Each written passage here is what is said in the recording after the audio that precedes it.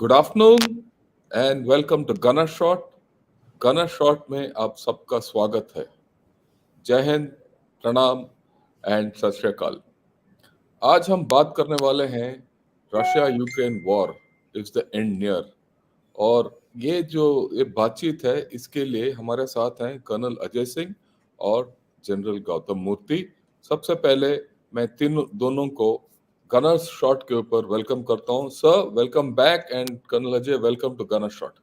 Pleasure being here, sir. Thank you. And right, this is again a event, a book discussion event of the CASA, that is Current and Strategic Affairs Forum, whose founder is General Gautam Murthy. So I'll hand you over to General Gautam Murthy. आप बात करेंगे, and then we'll take this conversation forward as we go along. Gautam Murthy, sir, please carry on, sir. Good afternoon, ladies and gentlemen, and Jai Hind. Thank you, General Shankar, very much for allowing us on CASA to use your Gunner Shot website and your StreamYard account. On behalf of Team CASA, I welcome you all to this very important discussion. This is CASA's 41st event, and this is on Russia-Ukraine war is the end near. Like we all know, this Russia-Ukraine war is an ongoing European conflict, though the Europeans and the West would like to term it as an international conflict. But this actually began in 2014, and then it got escalated. I'm sure Ajay will be covering that. In 2022, there was an actual Russian invasion of Ukraine on many fronts on 24th Feb 22. This war has killed tens and thousands of people on both sides, displaced a million more. The war is raging in several regions of Ukraine, especially in the east and in the south, where you find Russian troops and Russian-backed separatists who are fighting the Ukrainian military and Ukrainian civilians. The war is being studied in great detail by strategic analysts and institutions across the world.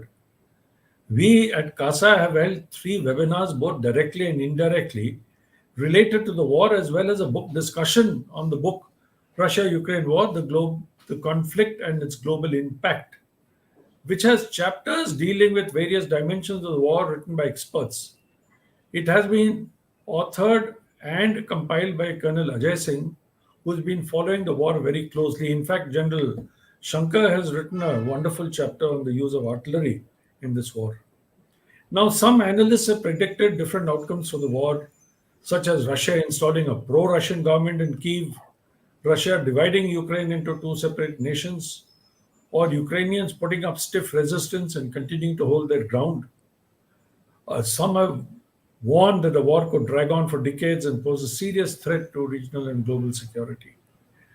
To get a sense of how the war is likely to play out, we have with us Colonel Ajay Singh, who is back to tell us where he thinks the war is headed.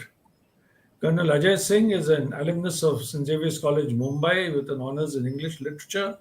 He joined the army in 1981 and during his career commanded an armored regiment, held major staff and instructional appointments, and has served in every part of the country and overseas also. After his release from the army, he's authored 6 books, apart from the book on Russia-Ukraine war, the conflict and its global impact. And one of his books is on India's battlefields from Kurukshetra to Balakot, which covers 22 of India's battles, which has been hailed as a Bible of military history. He is known to be a prolific public speaker who appears frequently on television. He conducts talks regularly at schools, colleges, military and civil institutions on Indian warfare and contemporary events, and has been speaking on this particular Russia-Ukraine war at various fora. We welcome you, Ajay, and look forward to your informed crystal gazing. Thank you very much, sir, for such a lavish introduction. And it's such an honor to be on this platform. I really look forward to learning and gaining insights from this discussion. Thank you, Ajay. And in discussion with him, we have none other than Lieutenant General P.R. Shankar, who just, you've seen him, PVSM, AVSM, VSM, retired, former DGRT, who really needs no introduction. but I'll say just a couple of lines on him at present. He is now a professor in aerospace department of IIT Madras. And you can imagine after so many years of 30 years of distinguished, 39 years of distinguished service, he is now a professor in IIT Madras. He is actively involved in applied research, writes and speaks extensively on strategic issues. And his own blog is called Gunner's Shot, on which we are right now, which is widely read and seen across 70 countries of the globe. He has over 14,300 subscribers, an average of 2,000 hits per day, and his all time readership as well as recorded viewership has crossed over 5 million.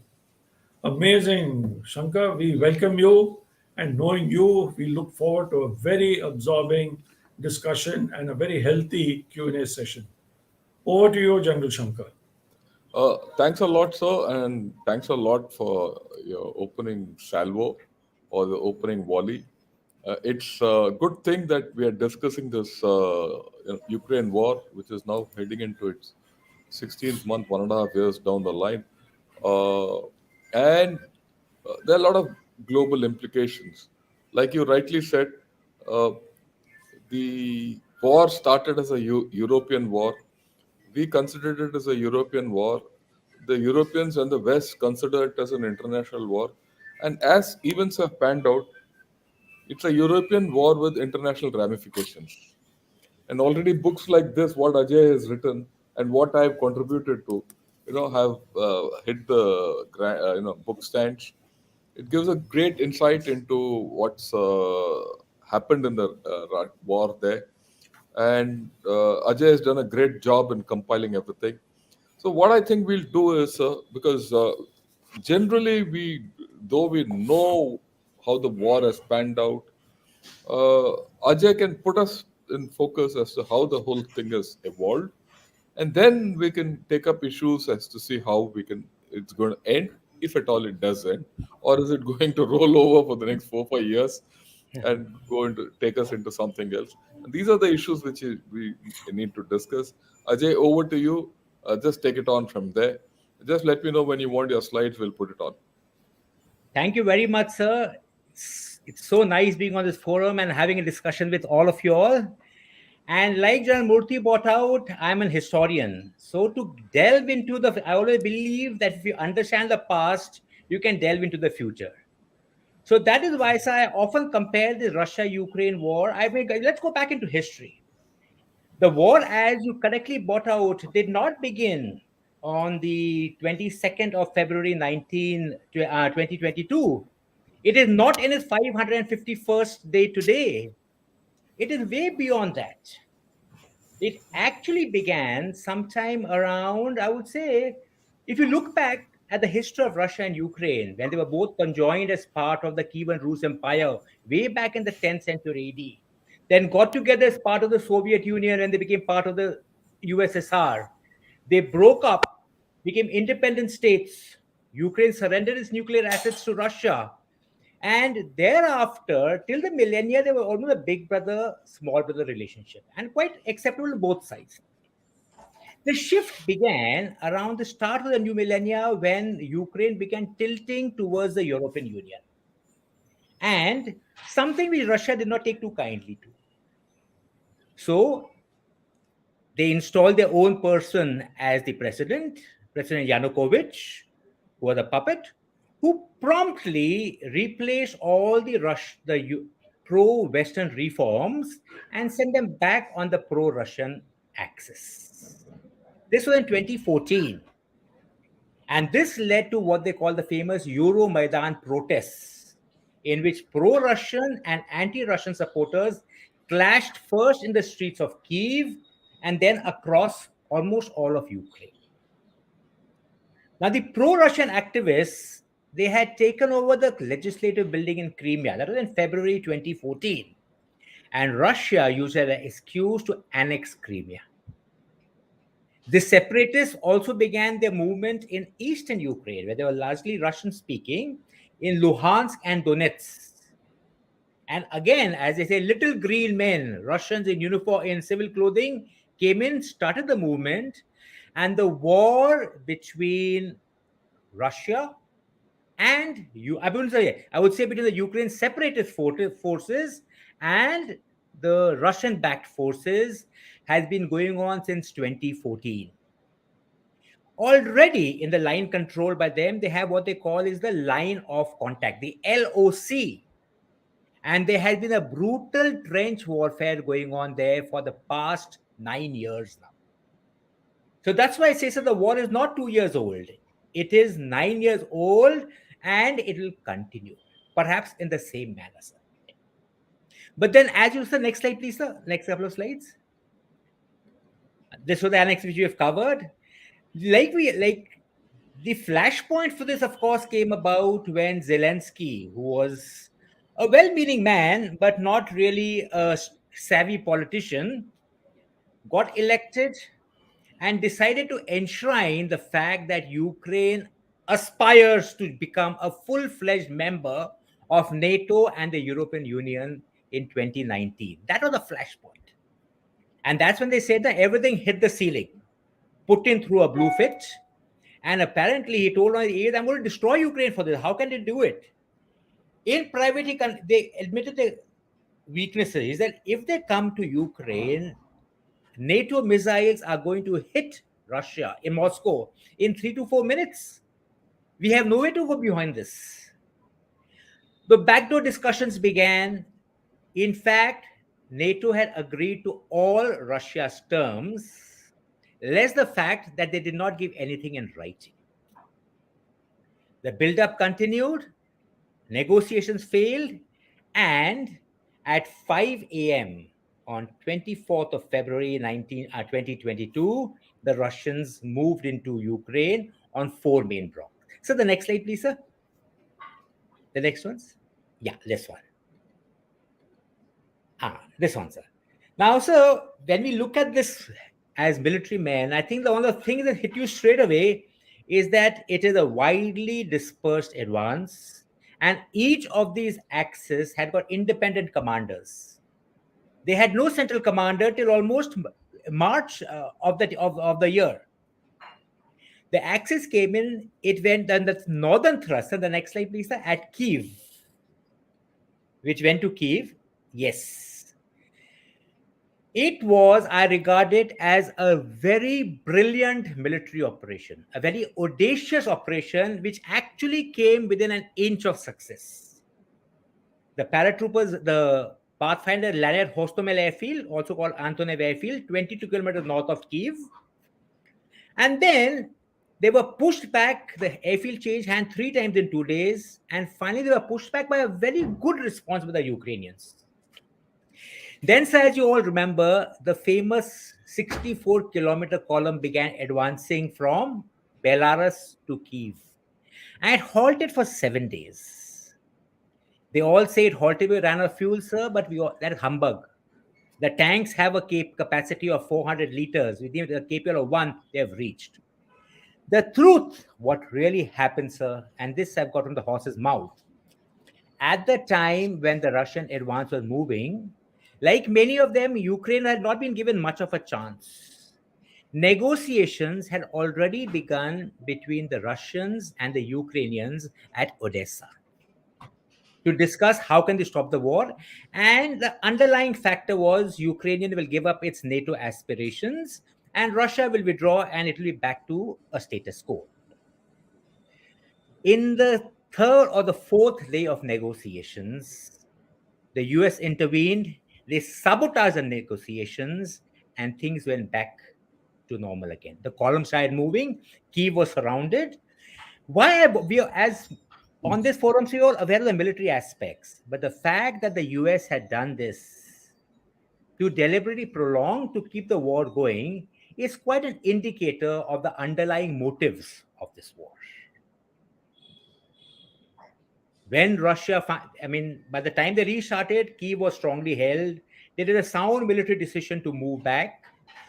The focus shifted on the south. So next slide, please, sir. The south and the east, which, though much has been brought up to the fact that the Russians were incompetent, they have not done. So take a look at this map. They have advanced 200 to 240 kilometers deep, virtually across the entire southern areas and in the east.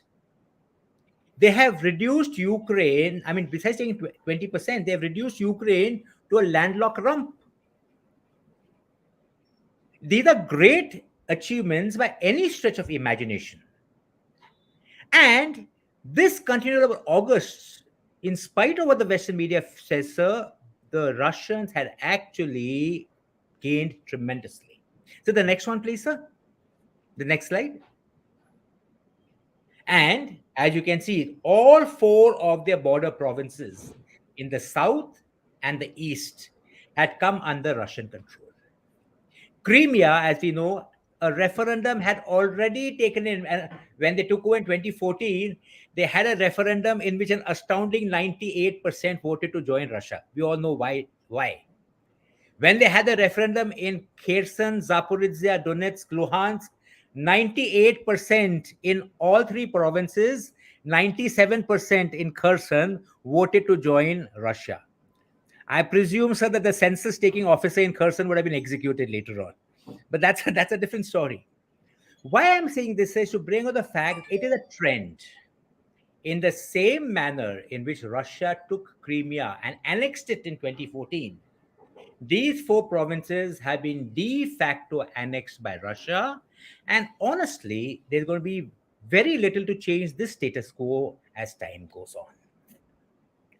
Yes, they were the Russian offensive that followed. So the next slide, please, sir.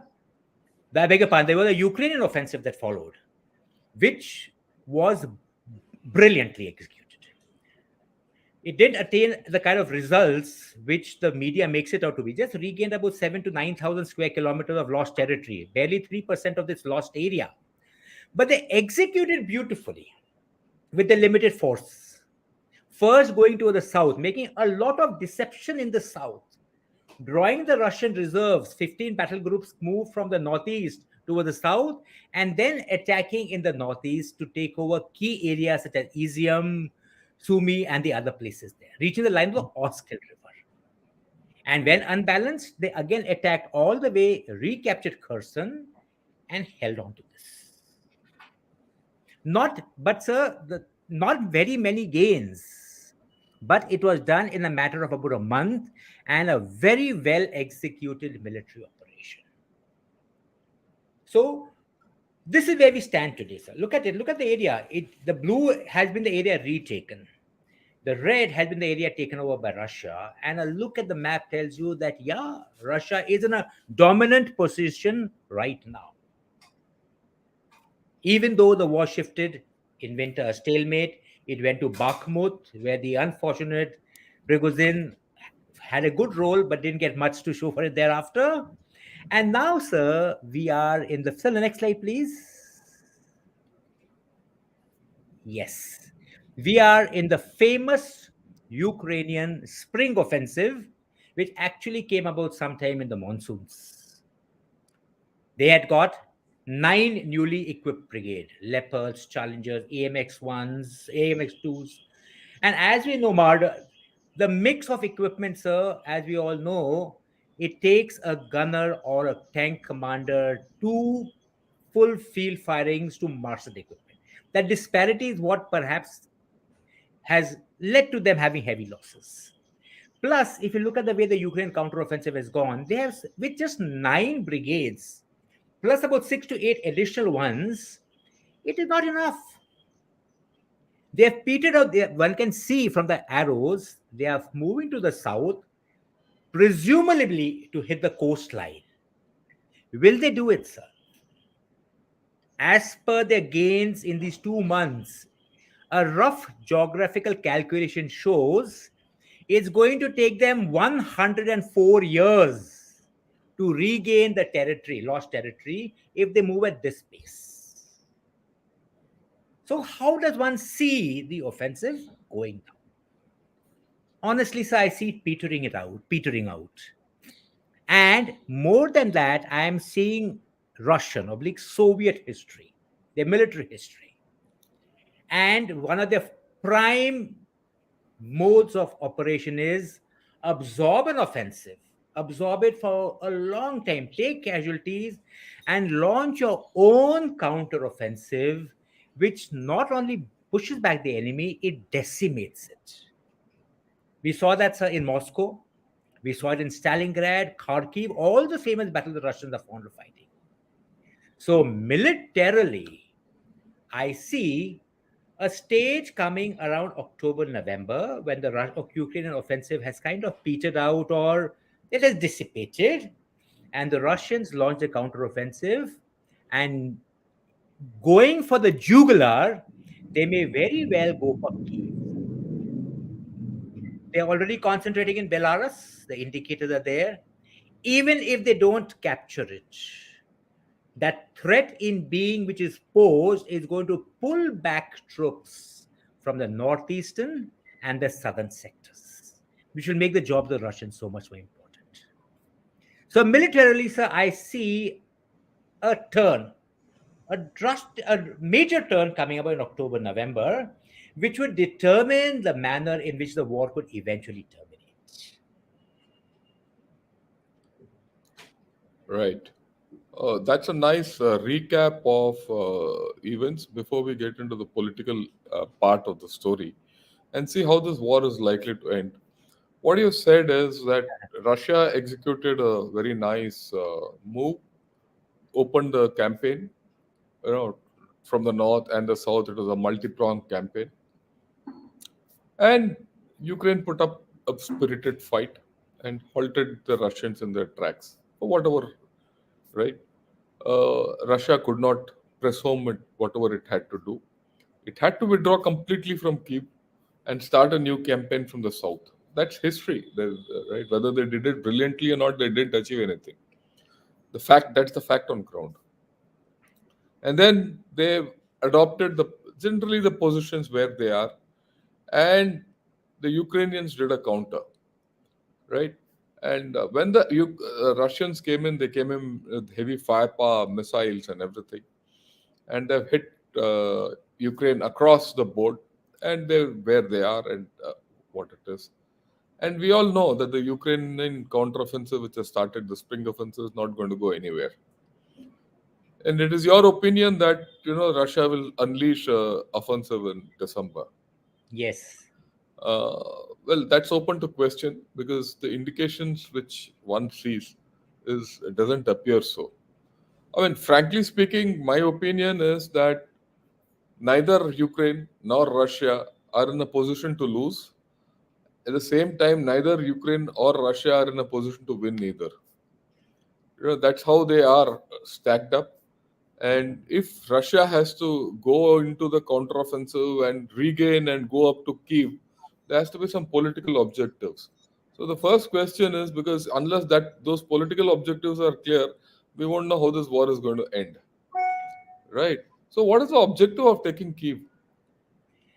So I would say the major rush, like say, it's a thrust towards Kiev. Firstly, it will denude the entire southern and the northeastern areas. I look at the Russian military objectives as the No, no, no, no, line. no. Wait, no, no, no. Wait. Then, We're not. Whatever they can take, they'll take. That's not the point of I'm course. getting. What is the political objective of taking Kiev? So I'm coming to that. The political objective of taking Kiev would be largely regime change if Okay. they do get to Kiev, right? Yeah. But So militarily, as a threat towards Kiev, will denude a lot of forces elsewhere. And as you know, sir, that is a very logical military operation. yeah, it's logical. Only thing is whether Russia can afford it or not is a big first question mark, right? In the overall scheme of things, that's the first question mark because, as I understand, one has to look out of this entire Ukraine war front, and if you see the Russian, one minute, you just can't, yeah. Uh, if you see the entire Russian forces, I don't know whether Russia will be able to commit so many forces back into this theater after the losses they have taken to go up to Kiev. Right. Should they go up to Kiev also, there is a issue that if they take over half of the country and they are unable to reach a political objective, they're in for a hybrid warfare of a bigger Totally, dimension. totally with you, sir. Totally, totally. So that is So, why no, no, that that is so uh, that's the question I here come to here now is, if that be so, what would they have gained politically? what they would gain, sir. Firstly, they don't have to capture Kiev, even if they threaten Kiev, isolated Okay, perhaps even in the western direction. It is a okay. threatened being. The whole war is shaping into a war of perception where Ukraine is trying Yeah, very yeah, hard Ajay, to Ajay, Ajay, Ajay, Ajay, Ajay, losing. Ajay. No, don't get into the military part of it. Don't get into the Russian tactics and Russian object. We know it's a battle of perception. We know all this. The discussion I'm getting it to you is, let them go to Kiev. Granted, if they take Kiev also, right? Like that's why I'm looking at the political objective. Whether they can do it militarily or not is a big question mark. But if I grant Russia its capability, right? I'll get General Gautam Murthy in. Sir, so we were talking Yeah, as I'm Ajay following. says, I'm following it. yeah, Yeah. that Russia has the capability of going and taking over Kiev, or that will be their attempt. So before that, I think we need to be very clear about the political objectives of Russia. Even if they do take Russia, Russia has to first face a prolonged counterinsurgency stroke hybrid campaign. That's the first. Second, of course, I said whether Russia has the capability to do so is a question mark by itself. Third, having taken over Kiev, what would they have achieved? Because what will be the reaction of NATO for any such move? Right? If NATO had to accept Kiev falling in the first place, Kiev following in the first place, they would have allowed it last year itself. So the right, and the third important factor is the subject of our discussion: is the war likely to end in such a case? The whole idea is, can Russia afford this war anymore? Because the indications are, while superficially it appears that Russia is in a strong position to afford this war, it might not be so. Like you said, it's a battle of perceptions. Okay, so let me clarify this. Let me just add on, if you don't mind, sir. Right? Yeah, yeah, yeah. You Go see, ahead, go ahead, go ahead. can Russia afford this war? Today, it is a war of attrition in which Russia is apparently winning. And you say they've achieved nothing? No, they've achieved a hell of a lot. 17% of Hey, enemy is wait, wait, wait, tremendous. wait. Someone will Ajay, let me. Ajay, Ajay, Sector Ajay, one is Ajay, third. Ajay. Secondly, the economy is growing at 3.7%. It is the fastest growing economy in Europe. Their ruble is the strongest performing currency in Europe. So, sustaining a battle of attrition, where they need not capture Kiev, but perhaps hold on to the area they have had and then present it as a line of contact, LOC, which is how I anticipate the war going, would give them tremendous gains. What gains? See, there has to be political. Look, we'll go back to the Clausewitzian formula or dictum that, you know, war is politics by other means. Okay. So, unless a political gain is achieved, right, at this point of time, Russia's political has not achieved any political gain. In fact, if you look at it politically, they have brought NATO to their doorstep virtually. And at the same time, NATO has not been able to achieve anything because Russia has taken half of Ukraine, and that's irreversible. Whether Russia takes over a little more part of Ukraine or not, the situation doesn't change. That's the point I'm getting at. Sir, would you like to weigh in, General Gautam Murthy, sir? Absolutely. You see, you brought this discussion. You steered it to what the subject actually is. Is Yes. how do we see? Is there an end to this? What could be the end state? Is Kiev the center of gravity, as we would use in military parlance? Is regime change there, as Ajay brought out? Or do we see Russia continuing to prosecute the war and Ukraine continuing to resist? It is, as Ajay said, gone into a war of attrition today. And the aid that is coming from the West to Ukraine is coming, as we use the term, फौज में हम बोलते हैं penny packets. True, sir. आ रहा है add, ये नहीं कि एड नहीं आ रहा है, एड जरूर आ रहा है यूक्रेन पे, लेकिन ये एड काफी है to make Russia reverse. If you recollect, General Shankar, you were there in our first webinar that we held after the war started. I think the war started on 24th of February, and we had the first webinar in the second week of March. When this discussion came up, that could there be some kind of a line of control, as he calls it, a line of contact, these people are calling it. But I said, are we faced with an LOC situation in Ukraine? It is a question of where that LOC lies. And what is the political impact? You have raised a very important thing where we now move above the battlefield and go into the realm of diplomacy and geopolitics to see the impact of this war. Fine, Russia can afford it. No one is saying no. Russia may have inexhaustible manpower. But at some point, it has become a slogging match. And what ultimately is the end state? We are here to discuss that. What is your political end state? What is your diplomatic end state? What is your geopolitical end state? So Right. beautifully. May I, sir, if you permit? Yeah. Yeah. So thanks, sir. So I totally agree with you. You've summed it up I beautifully. mean, let's put it this way. Let's put it this way. I think the way we need to analyze is what would Russia's desired political end state be? What is Ukraine's desired political end state? And what is NATO's acceptable end state? Because that will determine whether this war is going to be finishing or not. Who's winning or who's losing is a secondary issue. We are not interested in that at this point of time. So let's say, okay, let's outline, Ajay, for all of us, do outline what will be Russia's acceptable political end state. Okay. Russia's acceptable political end state would be carving Ukraine perhaps up to the line of the Dnieper River. That would weaken the government so much that it would be unsustainable. That, in a way, its end state, I look at it to take half of No, Ukraine you're right talk. to the Dnieper River and in the south, right, sir? No, I This, I am not just looking at the territory. these military victories will translate into regime change, which is what I see Russia attaining, trying to attain, sir. Okay. Now, if they do attain a regime change also, what do they get out of it?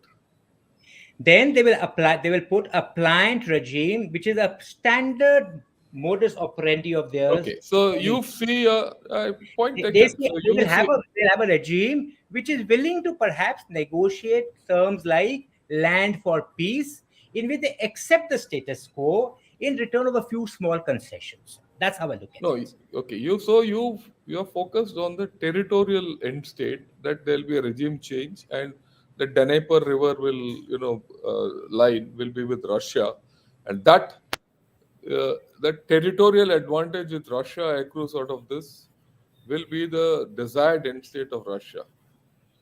Yes, because that's Okay. attainable at this point of So time. your view, sir? Look, Ajay has a point. You see, the war, all said and done, has been about territory. Yes. It is entirely about territory. The excuse of NATO is what Russia has utilized to Correct, say sir. this, that I've been threatened. Sir. NATO has come. NATO says it has been about territory. Sir. Russia does want a pliant regime. Obviously, Russia doesn't want to be threatened. They don't want NATO on the doorstep. So Russia has a point of view. But if you look at the Russian-speaking population of in the east of Donetsk and Luhansk, Sir. which earlier itself was declared a separatist area, recognized by Russia, not recognized by the rest of the world, it was considered within the map of Ukraine. Russia would continue to be happy with that end state and a regime change, a regime that says NATO is not coming in. Hang on, sir. I couldn't agree with you Yeah. more. Yeah. Ajay, okay. fine. The point is, I think there are certain addendums to this whole story. And the addendum to this story of Russian end state is this has to be acceptable to the other side. Someone has to accept that Russia can't be shaken off this political objective, right? And therein lies the rub, and therein lies the key. Because by doing so, would Russia have overextended itself and opened up to a counterinsurgency situation or a hybrid war situation for times to come? And Yes. this is the history. Like you after all you read that history of this. This war didn't start, like you said, on 22 February 24. 2022. It started on 2014. Hmm. If you remember they were by Yes, the Russian-backed rebels of Donetsk and Luhansk who were firing across using all kinds of weapons. And one of the Buk missiles hit the Malaysian airline also that MS-17. time. Yeah, Yes, yeah. yes. Right. So it's not something which is going to finish off. This Yeah, war has been built up for over 8 years just by Russia taking over Kiev. Even taking over Kiev, this war is not going to finish. correct. And it might be Russia's desired end state, but it doesn't finish. It So, doesn't finish, right? good point. So we are discussing only Yeah, Russia's end state right now, yeah, right. This and is Russia's desired end state. you brought out a very important aspect, Yes, that sir. this counterinsurgency that Russia would have to face, despite its end state being achieved, would it mean? And I'm sorry to talk if you think that I'm speaking in a riddle. Would you mean that there would be a moving of that end state? You mean Would to go Russia? deeper? To go deeper, No, sir? no, no, no, not territory, not territory at all. And, I'm not talking territory now. sir, Territory, okay. Let us say Russia's end state, my two provinces with me, part of Russia, no longer part of Ukraine. Regime change in Kiev. This is my end state. But as General Shankar brought out the most valid point, this war has been going on for 8 years before 2022. What is you think that Ukrainians, backed by the strong NATO, is going to let Russia sit on its laurels So despite you the have to losses see that what is the likely end state of now Ukraine. now we are coming to that. Now let us discuss what do you think is the yes, likely very nice. end state of Ukraine now. Wonderful, sir. I agree. Now, these four provinces have already been amalgamated into Russia after that referendum. So they're already Russian territory. The end state which Ukraine Anyway, is Sorry, going sorry, wait. sorry. I would Sorry, like to Ajay. interrupt here. I would like to interrupt. Don't. I would like to interrupt here, Ajay. Sorry, pardon me for uh-huh, interrupting. uh-huh. They have been incorporated, Russia says, Correct. Russia says. but no one Correct. else has accepted it. Correct, sir. But None, that not only okay, NATO, I neither have understand, sir. countries like India accepted it. It is like Crimea, which Russia says part of that, but nobody else accepts. I understand. It is a status quo.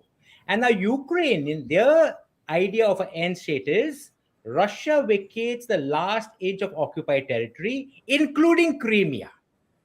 But the point is, sir, can Ukraine attain this end state? Is So Russia better poised to attain the end state it has got now? no, Ajay. The I think point if we this understand we that, sir, look. we'll get an idea where the war will head for. No. The war. You see, we are talking of how to the war end. Sir, If it ends, how will it end? I view it See, no, ending. please. No. I understand you're right, but Sir, this is war, sir, and there are two sides to a story. uh, Okay, there are two mm, sides to a story. If there are no two sides to the story, we won't uh, be where we are. It's still on for 1.5 years. To okay, pronounce that Russia will win, to uh, pronounce that Russia is going to reach its end state, the way you seem to be suggesting, sir, right? Isn't all that prophetic? Because Russia so far has not 1.5 years, it's not reached its end state. Similarly, to think that Ukraine will reach its end state is also, being debatable, foolish, sir, because they'll sir. not. We know that it's Capabilities not wise, yes, sir. something. Yeah, I it's not. agree. You don't need to be Einstein to know this, right?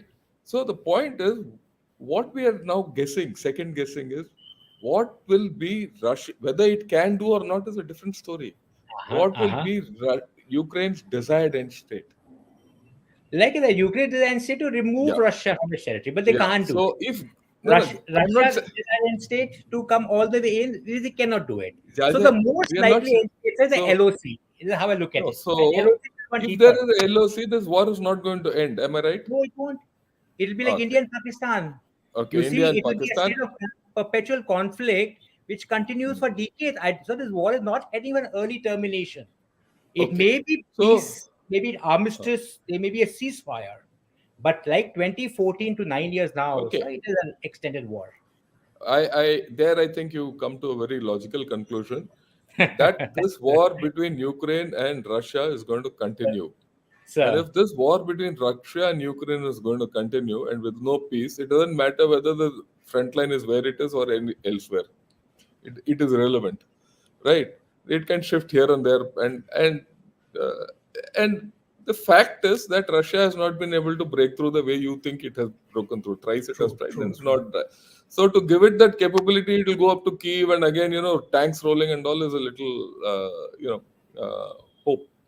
Yep, right, and we'll see how it rolls out. Then why we after all, your prophecy is not going to be on the line at some point of time, so don't worry. We are all neutral to the whole story, right? The third actor in this whole game is NATO mhm, and US. What is uh-huh. their game plan? Sir, NATO I mean, says again, don't look at it not at all. militarily. Yeah, you will Not at go all. completely wrong Politically, if you touch it totally militarily. politically, sir. NATO, they say, I mean, for as I think the game plan of both NATO and USA is to fight Russia till the last Ukrainian. And as General Murthy brought out, keep on giving sufficient penny packets of aid to keep the fight going. Going so, which they can do. They can do They that. can do Easily. that.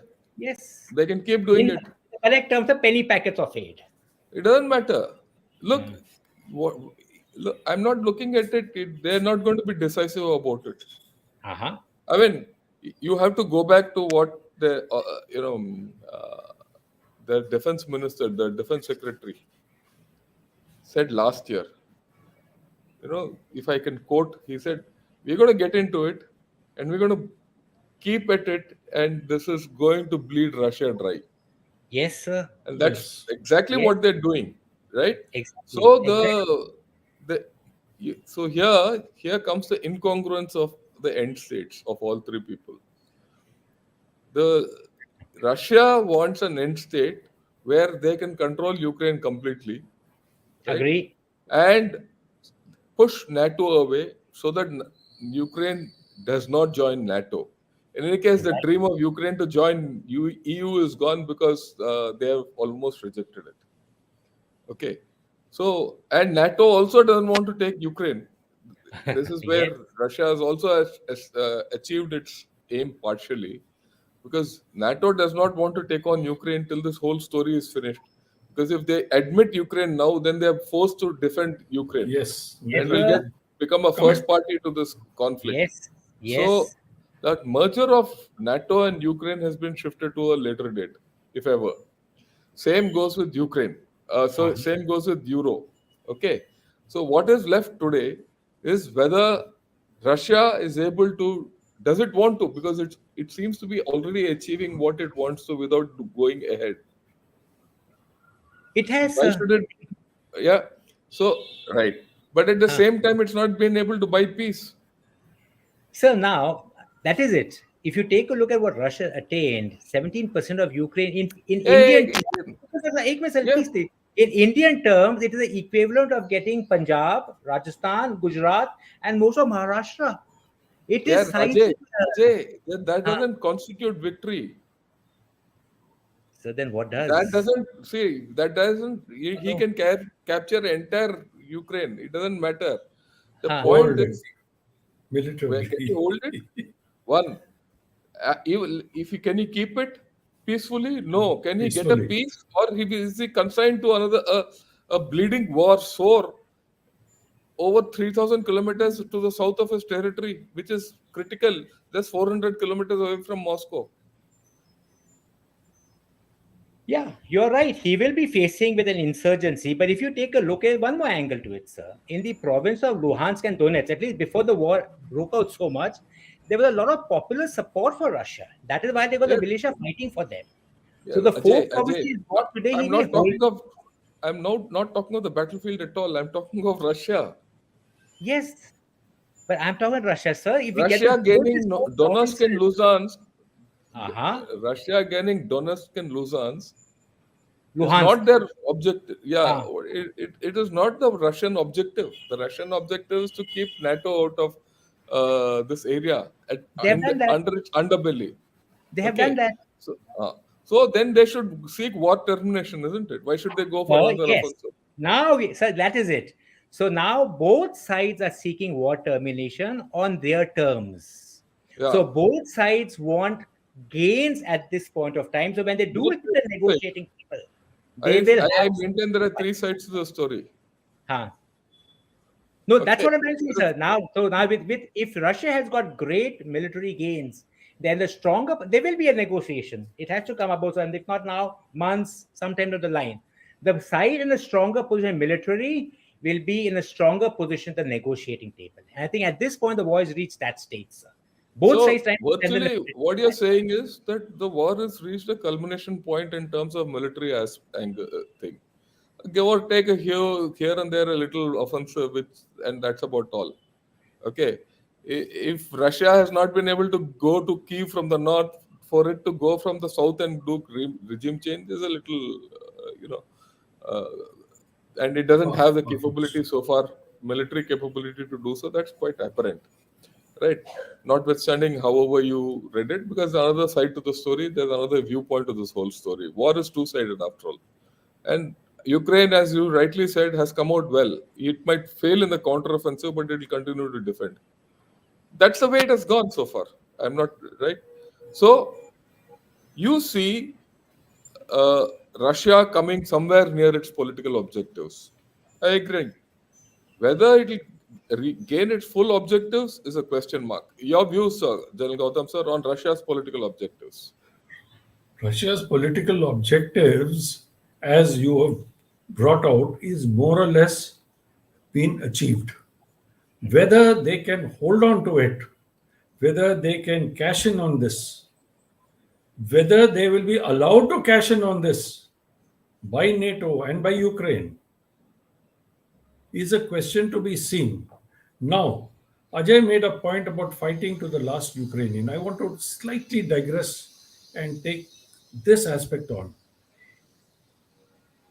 We are of a general agreement unless there is something drastic happening, there's going to be no ceasefire in the immediate future. Unless some real wisdom prevails on all three parties. You very well correctly brought out the third party into it, which is NATO. Unless wisdom prevails, there is going to be no likely ceasefire. If that be the case,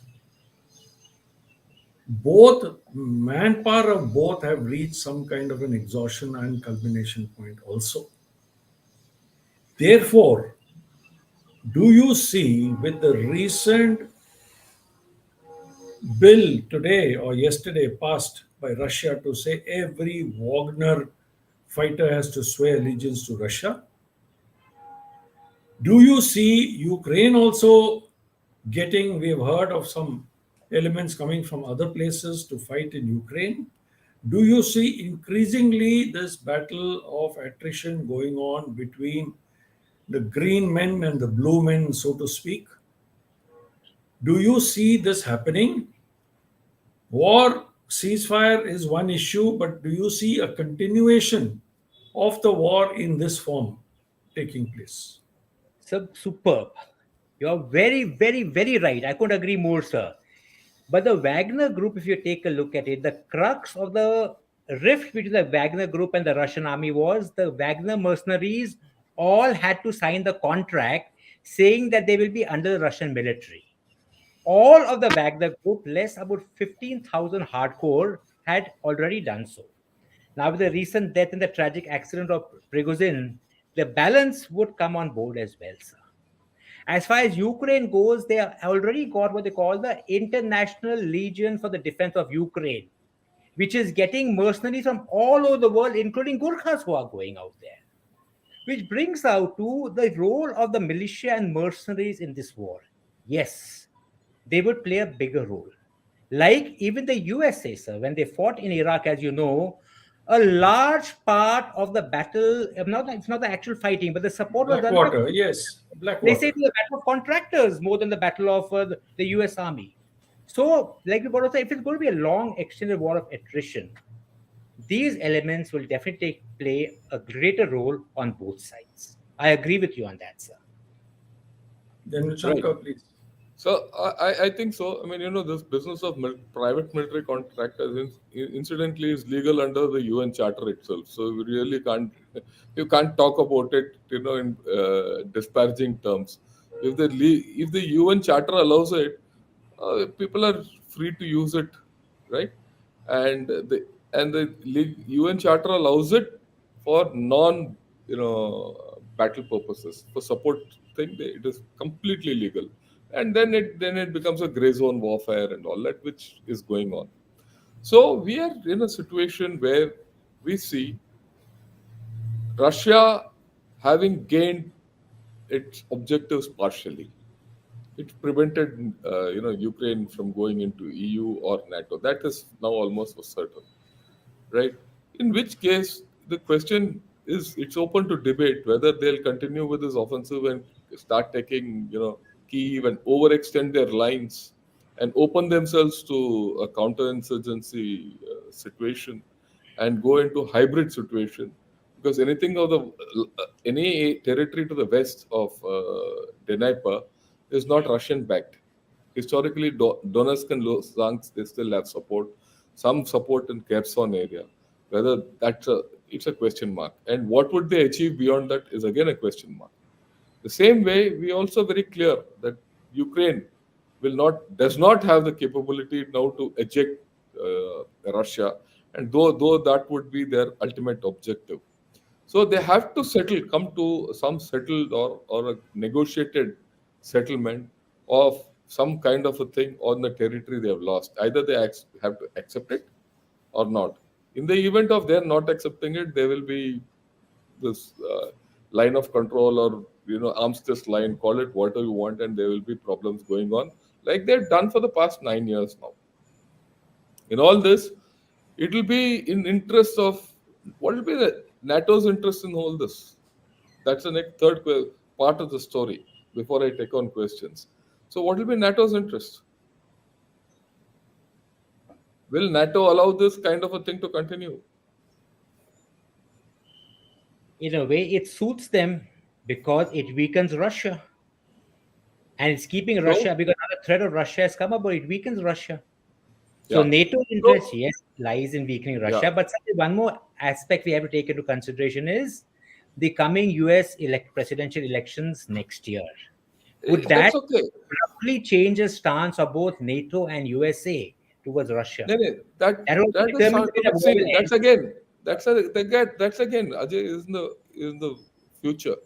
We are now still 6 months away for that. So 6 months is a long time in life. So right, there is a thing. So, and it doesn't matter whether one party comes or the other. Please remember, in USA, if you follow the US politics, there's bipartisan support for NATO and Ukraine against Russia. No one, and there's no voice which says terminate the Ukraine war where it is. So there are a lot Okay. of voices questioning the No, no, no. aid given to Ukraine. Yeah, that's a different story. But there is a very clear understanding in people who make policy, both sides, bipartisan. We don't talk of the fringe elements in the US politics. Yeah. Across the thing, whether it's Republicans or Democrats who are going to come into the White House, whoever, the broad thing is we can't allow Russia to win, because allowing Russia to win is losing as USA, right? The flip side. So there are gray zones to this. Just keep it in mind, right? So what will be? That's also very clear. Like you said, they'll not allow it to happen. What happens after the next elections is to be seen. So at the end, after all this three-way discussion we've had and a lot of difference of opinion, which is very good. It's a healthy democratic discussion which is taking place, right? Uh, Question is, what do we see at the end of this? For the next 6 months, if I sum it up, nothing is going to change. The 6 month marker, or after 3 months, if Russia decides they're going to revamp the whole system, there might be a Russian offensive coming after the current counter offensive is stemmed, which means the war doesn't end, it escalates. You see, there's an escalation factor. The moment Russia restarts the war, there's an escalation. Will that escalation be agreeable to NATO and Europe is a big question. So we'll see that playing out, right? After 6 months, when the next presidential elections takes place in US, this war will get affected, is what you have said. We'll see it then, right? But under any conditions, there's not going to be a negotiated political settlement the way things are happening. May I just add one aspect? Unlikely. I would say there's no. I think unlikely. sorry, I think we are laying too much stress on U.S. elections and Yeah, I involving agree. NATO I agree with you. into this war. There is not a single U.S. soldier on NATO on Ukraine soil, unlike Afghanistan and Iraq.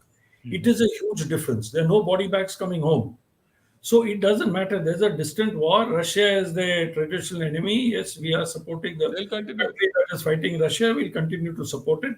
And as General Shankar says, there's a broad consensus on it. So I don't think the US election, whoever comes in, or the same regime continues, is going to be a factor in this. They will continue to give all kinds of moral support and all kinds of support to Ukraine, but certainly not, because then it is not a political issue. Abortion is more of an issue in the US than the Ukraine war.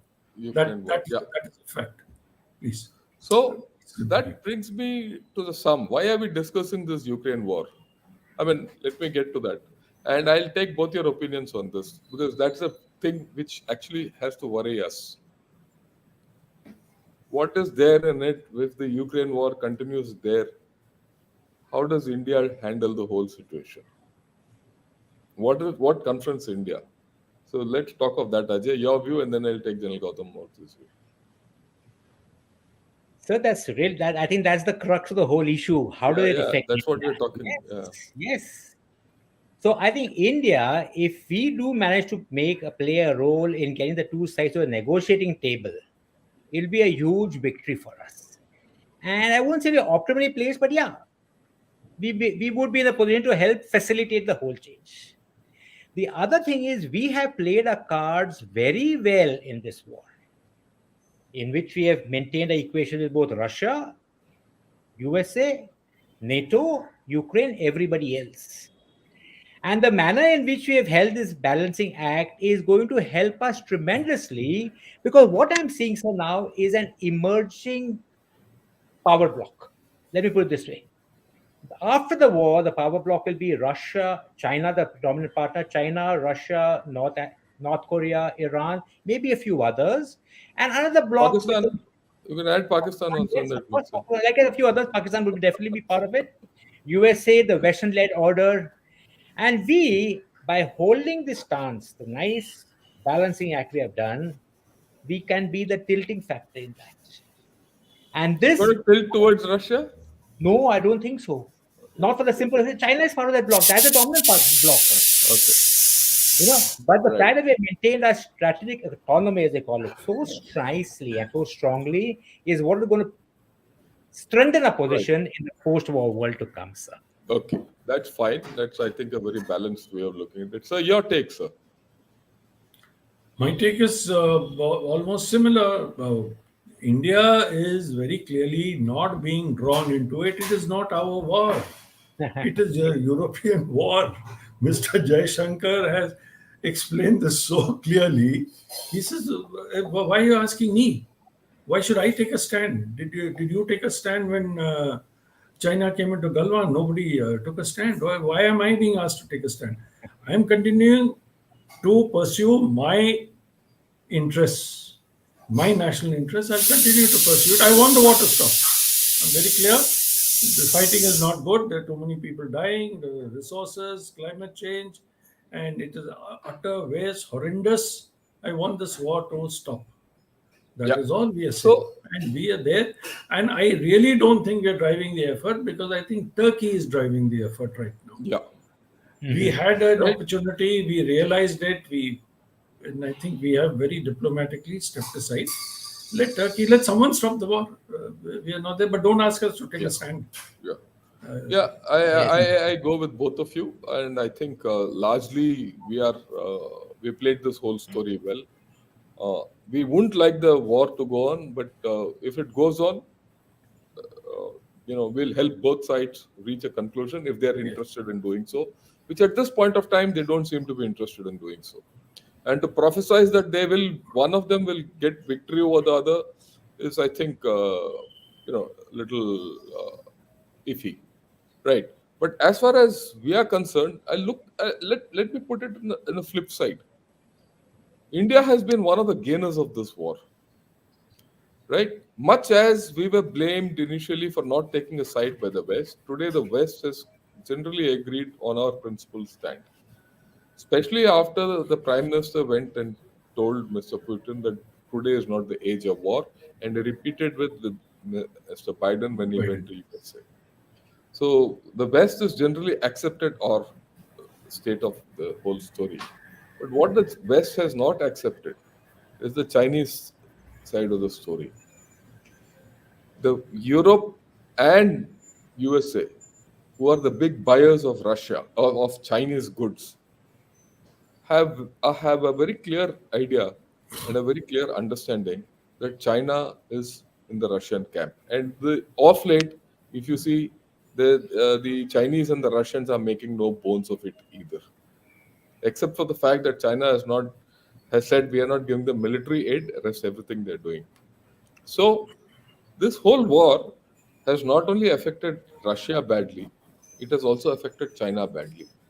If there's one country which is coming out, right, major part of the Chinese economic downturn is attributable to the Ukraine war, right? As a deflection, we have gained because you gained with cheap energy, and you are being seen as an alternative to China for many issues. So, if you put it from an Indian perspective, I think, uh, well, we played our cards well, and we moved into a better position, right? And we are not been in a tilting position as Ajay had said it. I'll disagree with you completely. Our role in global affairs has been from a swing state, we've gone into a balancing state. And this is something which we've discussed extensively in Ghana Short in the changing power matrix of the globe.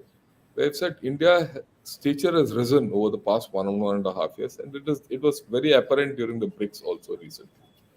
And this business of going and landing on the moon, right, actually enhances your stature. And that was quite apparent in the body language Exactly. of our Prime Minister in the BRICS and vis-a-vis the body language of Xi Jinping at the same time. And this is what we discussed yesterday with Ambassador Gurjit Singh, right? So, is there anything else, or should we take on some I questions? think we should take on questions from the audience. Then we'll take on questions. Yeah, we'll take on questions from the audience. Okay, okay. Let's see what he says. Uh, So this war between Ukraine and Russia is just start of World War II, and West has some unsettled views with Russia, and this cause of current conflict. Sir, your view on it? Yeah, Ajay, take it on.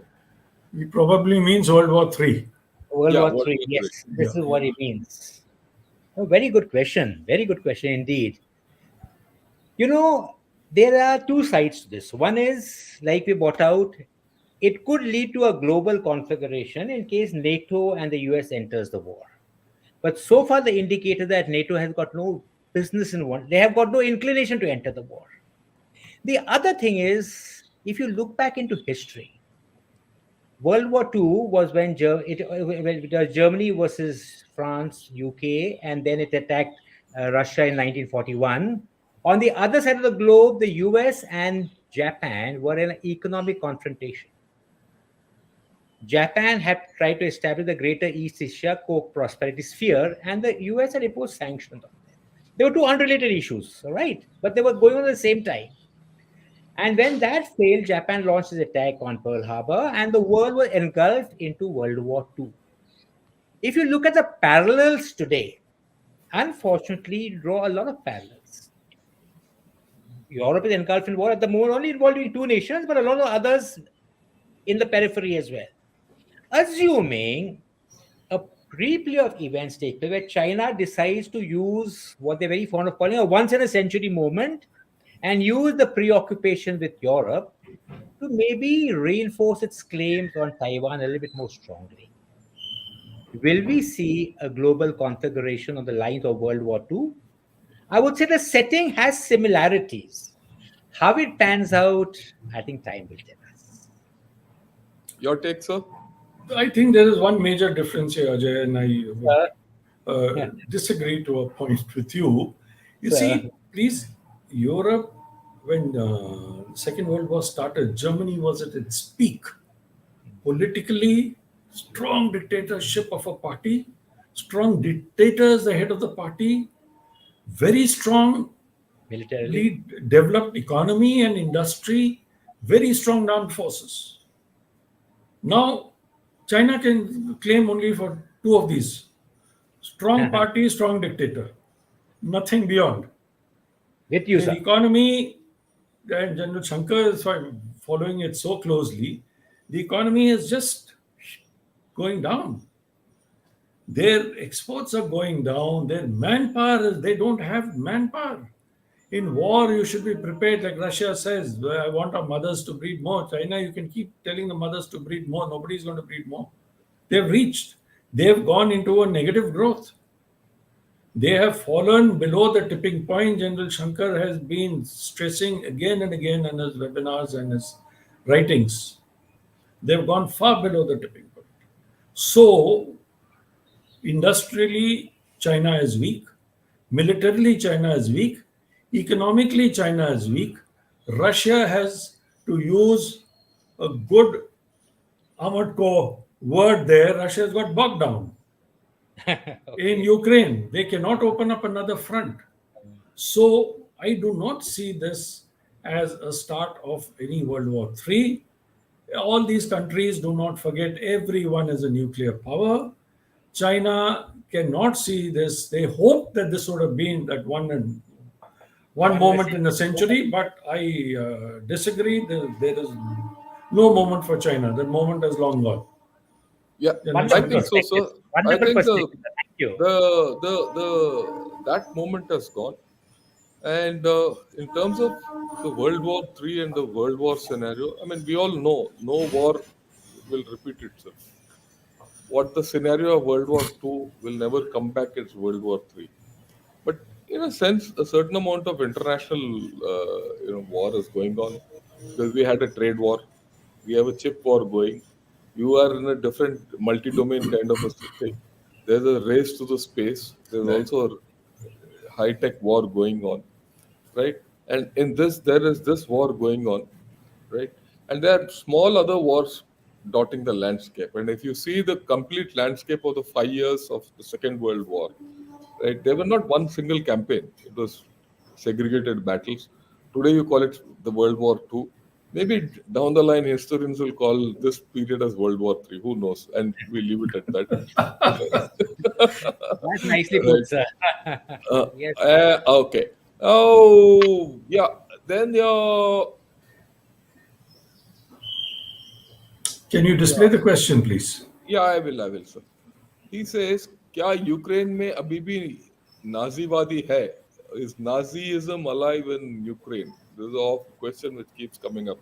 Ajay, your take because you read it the whole story so Yes. closely. So now Nazism was the reason which which Russia had given to invade Ukraine. One of the reasons to rid it of neo-Nazis. But देखा जाए तो was there really Nazism there? Yes, there were battalions called like the Azov battalions, which used the Nazi salute, they used the uniforms, and the Russians they called them neo-Nazis. But was the regime Nazi? I don't think so. This was one of the excuses for the war. Small instances like the Azov battalion were amplified to justify the case of the war. But Nazism in Ukraine, no, it has its own problems. It has its own problem of corruption, local ethnicity, and things like this, but not Nazism. Okay. Not to the extent to which I it's think made up. that you cleared the whole story. There's Plus, a plus, controversy. may I just add one Yes, bit? yes, yes. There are Yes, these yes. neo Nazis in France, in Germany, in US, in so many All over European Europe. countries. So it's like one of them. It's a few fellows getting together and forming a Yeah, militia and saying that we will do this. right. Raghunandan, he's got a contrary view. I disagree about Russian economy, and Russian aim was the industrial side of Ukraine, and Russia has lost its political aim, and NATO has partly won. So your view. Well, Raghu, all I'll say is Colonel Ajay has given out his view. He feels that Russia has gained its political objectives. You feel that NATO has gained its political objectives. This is the essence of this conflict that it will continue. When we True. who are not party to this whole conflict have two different views about the outcomes of the conflict, just Yeah, imagine the views of people who are in the conflict. the So actual what belligerents, yes. belligerents, right? So what we are going to see, which we can very clearly see, is that this conflict is going to continue without a political objective being attained by either side. And no one seems to be ready to settle for partial objectives. Like Colonel Ajay said, in the first phase of the war, there was signs of certain political objectives being agreed to or political, you know, but that moment passed for whatever reasons it was. Okay. Oh, this is nice. Hello, gentlemen. Good morning from a rainy Sunday morning in Helsinki. Oh, great. Thanks, Sheth. It's always a pleasure to be with you on the thing, right? Uh, Worry Gamer, Lieutenant General Gautam Murthy, you explained in earlier video about India's military stamina. What about China's military stamina? We'll do it some other day. Not this is about Ukraine, not about China. Okay, whether or not the war ends soon, any chance of the war expanding to the Scandic countries, Second, Scandinavian countries? Indian countries. Yeah, Well, Sweden has just joined NATO, so now ipso facto they have become part of the conflict because the conflict between NATO and Russia, and also they are not in the immediate firing line as yet. But remember, now you will share a boundary with Russia, and which means should the conflict expand in scope, yeah, some if it does, it's a big if, the Baltic states are likely to get involved. yeah, At that, this point, that's all the guess I can hazard.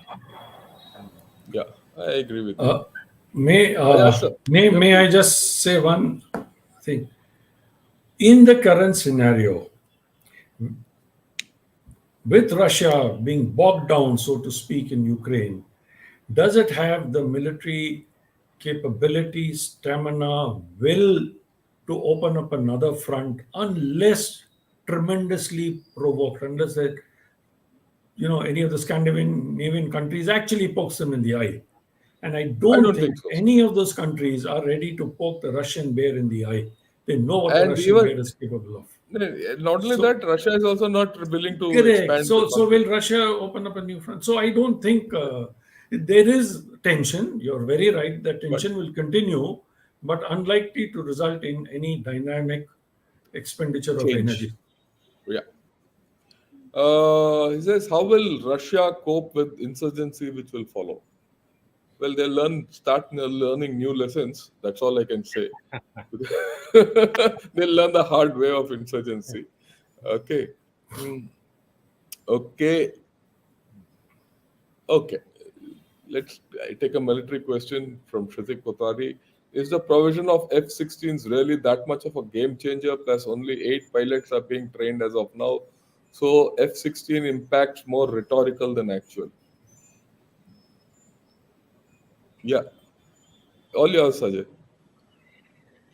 So F-60, it is like, when they got the Leopard 2 tanks into Ukraine, the Challenger, the Abraham, they said, wow, game changer. Look at this great new equipment which has come about. But a squadron of F-16, it can make a difference at a local level. And remember to really integrate them with the entire air defense layout, the other warfighting doctrines will take time. As of this point, it may make a difference at a local level, but in the overall scenario, I don't think it would make a tangible difference at all. Yeah, okay. We'll leave it at that. Uh, right. Okay. OPEC countries joined BRICS, KSA, and UAE. Does this have potential negative impact for EU energy security? Is it related to the subject right now? Yeah, it's not. So Can we'll we take a give it a question skip. related to the subject? Yeah, yeah, yeah. Okay. So the three gentlemen agree to disagree on. Yeah, Like all good discussions. yeah, yeah. No, I think there's a convergence of views on one very important aspect, that this war is not ending in a hurry. Yeah, yeah. Yes. There's a Yes. huge convergence of our views, and I think that has to be taken into account by, because we are following it. We're following it on a Yeah, yeah. daily The basis. whole And idea is that we are very clear in our mind, right? Very, very clear in our mind that this war is going to continue. How it will continue is a matter of this debate. And unless we have disagreeing views, you will not have two sides of the story. And if you you don't get have two only one sides of the side, story, yes. then हम तो हाँ जी बोल के चले जाते तो फायदा क्या हुआ? The whole idea Good is point. अगर तीन, if all three of us have to say just yes sir, yes sir, yes sir, three bags full sir, फिर तो क्या फायदा हुआ? Okay, right. Okay, he's coming back to square one. What's the real reason for the war? Most say it's NATO expansion, violation of Minsk agreement, etc. But there's also the warm water policy theory. Didn't annexation of Crimea give access to the warm waters? That's for Russia. Yeah, Ajay, yours. Yes. I was speaking to one of my naval friends, and he said, "You guys talking about land aspects. You guys got it all wrong. You Pongal got it wrong. It's all about the Black Sea and control the Black Sea. That is why the Russians have laid so much emphasis. They have made a land bridge in the south to Crimea. They have got complete control of the Black Sea and the Sea of Azov. They have now throttled Ukraine exports. Ukraine has got 240 kilometers of coastline left, one port, Odessa. By doing nothing after this, they can strangle the Ukrainian economy because all its access to the port is now controlled by Russia. So, yes, the naval aspect, even though there are no naval battles going on out there, is as important as the land aspects, if not more than. I think it's a superb question. Thank you for the same. Yeah. Perhaps more, I Yeah. would add, Sure. because the complete trade of Ukraine, the food grains, everything is halted. It's all in Russia's hands. If Yes. Okay. Russia allows the ships to go, so it is a choke point. They've used it very well. Yeah. Uh, right. One analysis speaks of American motive to dominate the melting North Pole polar waters above Russia. What are your views? Well, the melting sea ice suits Russia because now it opens up the North Sea route from Russia towards China and towards the Pacific. So Yes. now, but the thing is, can America dominate it? No. The melting polar ice, strategic geopolitically, is an advantage to Russia. It's an advantage to Russia and China also because And it China, of frees course. China China, of of course. the Malacca dilemma to a large extent. Yes. Especially when you look at the whole world from the Vladivostok end and the Siberian end, right? So let us see, but that's in the future. But this has nothing to do with the Ukraine war. The Ukraine war is being fought on different. Okay, so this is a very interesting thing. He says Mr. Shankar is sitting in US and his next generation interest linked to the future of the West. Most of Indian commentators are just for that. My fellow, please be aware of these buffoons. This fellow is quite just scream. Okay, for your idea, Raman, I'm sitting in Chennai, so don't even think. So you have such buffoons also coming on YouTube.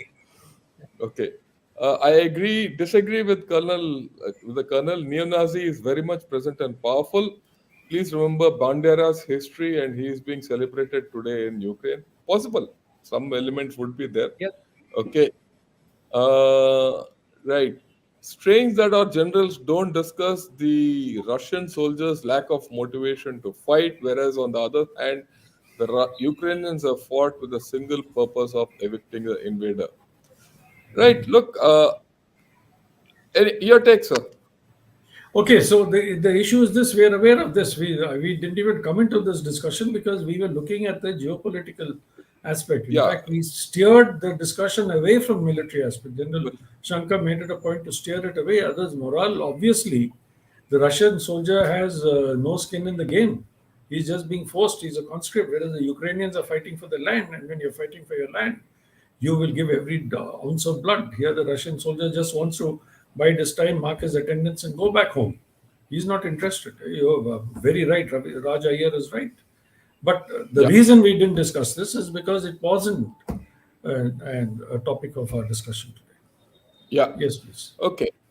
Well, this is very funny. J.T. Thompson, he says, "Does India have an army or navy?" Let me Why answer do we this. even need to flag Hey, something? 1 minute, sir. Let me answer this. Let me, at least he has acknowledged that we have an air force. That's the first thing out of this, right? The second thing is this chap seems to be from Mars because he doesn't know what India is all about.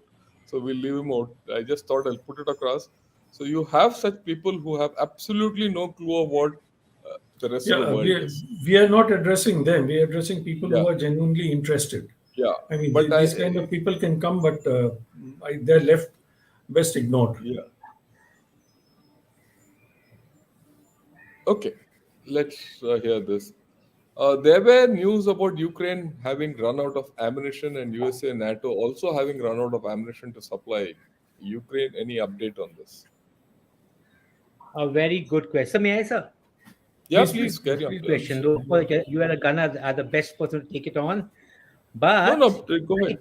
Ukrainians are expending more ammunition in 1 month than all of NATO is producing in 1 year.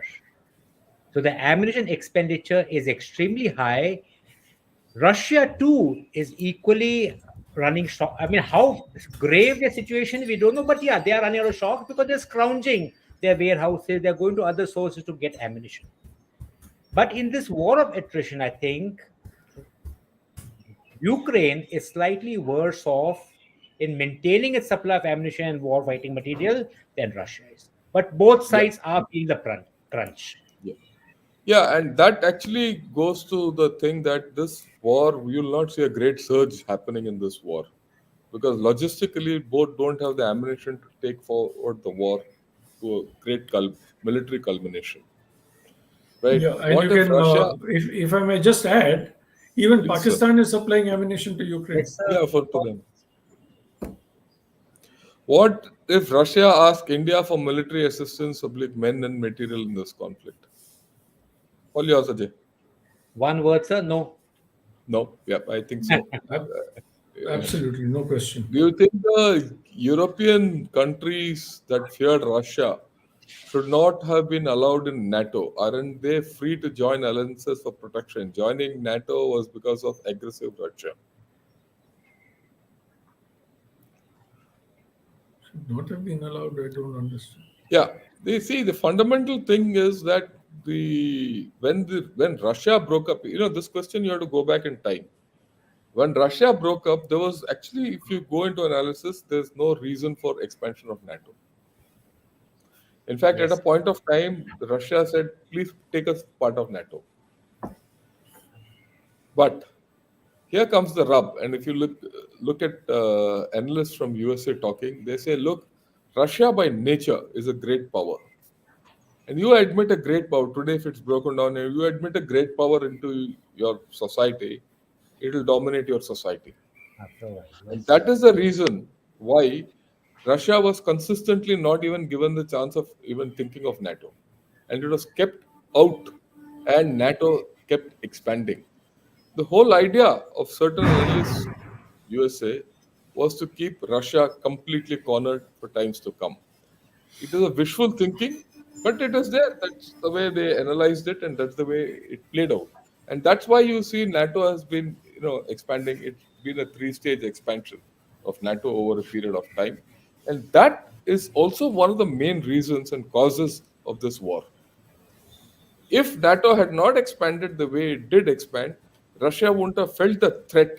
After all, at the end of the day, one of the major reasons for Russia to enter this war or prosecute this operation, special operation, was because it felt the existential threat. If Ukraine joins NATO and NATO missiles are deployed at within the underbelly of Russia, so it's a whole complicated theory, right? It is not only aggressive Russia. The flip side is also there in the whole story of what this question is. Okay, uh, right. Let me see if any. Okay, let's ask this. Can we have information on the performance of T90 series tanks and its implication for India? Any indication? Yeah, go ahead. You're a tank man. Yes, well, you see, it is not just T90. I would say the performance of mechanized forces. I'm not saying just tank, all mechanized forces, tanks, BMPs in this war. This war, the debate that's come about is not because of the poor Russian performance in the beginning of the war. Everyone said, and they had heavy casualties. They said the end of the tank is coming closer. In which one thing I'll agree that it was not the performance of the tanks. It was the manner in which the tanks and the mechanized forces were used in the initial days of the war. Remember, the attack took place in February, when there is the spring thaw setting in. They were all slushy ground. Look at all the videos which you saw there. There were tanks were moving along roads. They were ambushed, and as a tankman, and when I watched them, they were not from the basic normal dispersion and things like this. The Ukraine, which had the same equipment, used the same equipment in a defensive role very well. But now, when you follow the war and you see the Russian tank casualties have reduced, they have taken steps against anti-tank missiles, everything like this, and by using it, tank casualties have proportionally reduced. Let's not talk about T90s or T72s or even the Western tanks. When the Russian tanks were being destroyed, Western media, oh my God, such poor quality stuff, etc., etc. But now, when the Leopards and the Challengers had moved in the offensive role and they suffered heavy casualties in the initial phases of the war, they agreed, no, no, no. It is because of an offensive operation, you will suffer more casualties. So mechanized casualties have been heavy, but they have no bearing on the kind of equipment, more on the manner in which they were used. Good point. Right. I think generally we have finished, sir. This Yeah. last question, it's not a question, but being a devil, how does this war benefit India? I think we've dwelt on it earlier. We Nice said question. how India has actually moved up the value chain, and Very it's nice. a realism of history when two great powers fight, the third benefits. Right? That's the way, if you see the world, how powers have risen over centuries. Whenever two big powers fight and they weaken themselves, the third comes up. Right. So that's where I think we finished with almost everything. Sir, your last words, Ajay, and then I'll request General Gautam Murthy to conclude. Well, sir, my last word, it's been a pleasure being on the forum and speaking on a subject and hearing so many differing and divergent views. Thank you so much to you and the entire audience, sir. Yeah. I think this has been a very fascinating discussion. We have covered many important aspects of it, mainly in the realm of geopolitics and how we visualize this war. Like I think, all agreed that it's really going nowhere at present. It is sad, it's unfortunate, but let us continue to remember it is all said and done, not our war, but we want it to end. Nicely Yeah. done, sir. Uh, Thanks a lot, sir. Thanks a lot, and thanks a lot, Colonel Ajay, for talking about this subject, which I thought was generally going out of one's vision. You brought it back center stage, and yeah, which is important because this is an ongoing thing, and it's going to go on for long, and it's international thing, and you revived a lot of our ideas, and you put in new ideas, okay, and differing ideas are always good in a society. General Gautam Murthy sir, thanks a lot for again giving me an opportunity to host this event, and it's been a pleasure to talk about Ukraine. It's not a pleasure to talk about Ukraine the way it is going, but a pleasure to handle an event of this kind, where we at the end said, look, we are very clear as to where Ukraine is heading, and the whole deal is heading. Okay. Having said this, nothing to do with this webinar or the CASA. Today evening, we're going to have this open house for all those who are part of Ghana Shot. And I'm going to dwell and give an update on what beyond Chandrayaan. What's the whole idea of Chandrayaan 3? Why have we gone there? And what is it that we are going to look beyond? What is a few issues about energy and China and all that. So do tune in. You'll find it interesting and I'll make it interesting. With that, thanks a lot. A lot of people have tuned in, and I'm grateful to all of you. Some of you had tremendously contrary views to ours. You also felt that we were fighting amongst each other. We are not fighting amongst each other. This is a discussion. This is a pure military discussion. And this is how contrary views are expressed and exchanged. It's not about letting one person speak or not, right? Or this thing. And we've come to some understanding at the end as to where we are all heading. Right. Thanks a lot. Good afternoon. Have a great lunch and Jai Hind. Thank you, Jai Hind. Thank you, General Shankar. Thank you, Ajay. Wonderful. Thanks, Ajay. Thanks a Really lot. great. It's been a Thank pleasure. you, sir. Such a pleasure being with both of you on this forum. I truly Thank enjoyed you. it. An honor.